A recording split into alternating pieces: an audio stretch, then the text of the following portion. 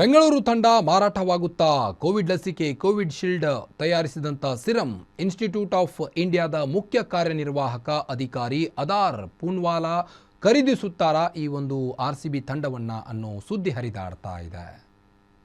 RCB ಶೇರನ್ನು ಮಾರಾಟ ಮಾಡಲು Diageo ಮುಂದಾಗಿದೆ ಎಂದು IPL ಮಾಜಿ ಮುಖ್ಯಸ್ಥ ಲಲಿತ್ ಮೋದಿ ಒಂದು ಸಾಮಾಜಿಕ ಜಾಲತಾಣದಲ್ಲಿ ಬಾಂಬ್ ಸಿಡಿಸಿದ್ದಾರೆ.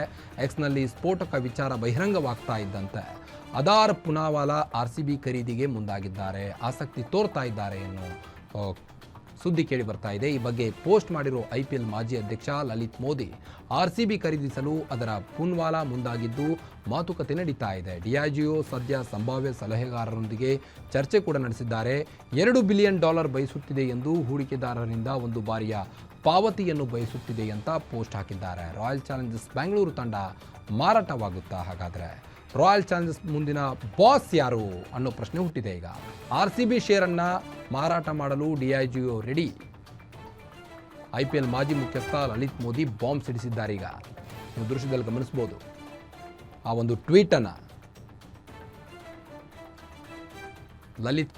ಲಲಿತ್ ಕುಮಾರ್ ಅವರ ಒಂದು ಟ್ವೀಟನ್ನು ನೀವು ಗಮನಿಸ್ಬೋದು ದೃಶ್ಯದಲ್ಲಿ. ರಾಯಲ್ ಚಾಲೆಂಜರ್ಸ್ ಮುಂದಿನ ಬಾಸ್ ಯಾರು ಹಾಗಾದರೆ?